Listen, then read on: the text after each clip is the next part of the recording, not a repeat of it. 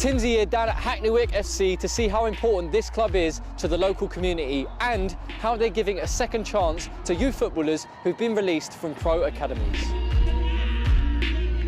So Hackneywick Football Club started 5 years ago. Our whole motivation about it was that there was no semi-professional team in the borough of Hackney. At the beginning, it was about just giving the local people in the area a chance to actually play semi-pro football, because a lot of them didn't know there was such a thing. And through the back of that, we found that we're getting a lot of players who have dropped out of the leagues and dropped out of professional clubs who maybe thought that their dreams and aspirations to become pro, and then all of a sudden it's a reality check and they have to sort of rebuild their careers. And that's where we are as a platform. So I was at Palace till about 2 years ago. So when did you start? I think I was 13 years old. 13, wow. Yeah, so I was quite young at the time. I got offered a scholarship when I was like 15, okay. And that's from like 16 to 18, walking next to players like Wilfried Zaha, yeah. Christian Benteke's, and like these are players I used to watch on Match of the Day and watch on the TV kind of thing. And then I think like when it's full time when you're out of school, it's even more real. I'm not commuting from school, just like in my uniform. You're there. Kind of full-time, I think of myself as a kind of footballer. How did that come about, being let go? I got brought in for a meeting with like the coach and stuff, and I was with my parents. It was tough. It's the toughest thing, or the hardest thing I think I've had to go through. Worried about what am I going to do next kind of thing, and just looking at my parents. I kind of felt like I let myself down, I let them down. Obviously I didn't. Yeah, of course not, yeah. I felt sorry for myself. Everybody wants to be the next megastar, and the chances of actually getting there are really, really slim. So we see to the mental health of the individuals and make sure that they are guided to go into the real world.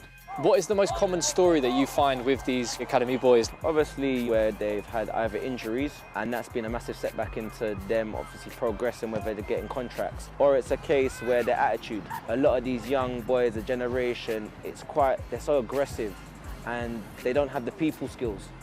So what we try to do is mentor the boys and give them the people skills, which some of them lacked at that moment of time, which didn't help them keeping their contracts at obviously football clubs or maintaining into getting professional contracts, because we talk about, which is the most important thing, professionalism. Academy football is amazing because it produces top players and everybody sees the great things at the top end, but then what about the ones that don't make it and having exit strategies to them? And I feel clubs don't really do that enough in the game today.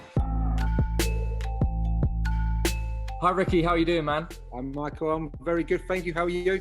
Yeah, I'm very, very good, very good. Whenever I think of football academies, I always think of players around the age of like 15, 16. But what age do players tend to start in the academy nowadays? Basically, we look at players from under 9 right the way through to under 23.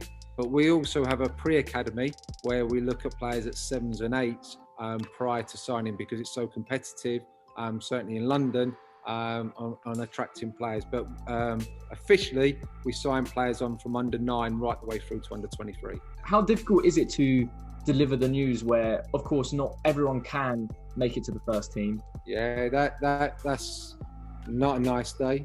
It's a tough experience. We go into work every day for our young players to be successful, and that's all we try to achieve. So when you have to tell them that information, that they're not unfortunately going to get a new contract, or they're not going to move on to the next age group, whatever that will be, whatever part of that journey, it's a really tough experience for us. But you need to do it, and you need to be showing that empathy. You need to be professional, and you need to know that your experience you can record upon, and you need to help the players, because it's not the end of a journey. We want our players to be holistic developed. We don't want them just to be on the pitch developed. We want them to be all-rounded, and we want to produce not just great football players, but great young people as well.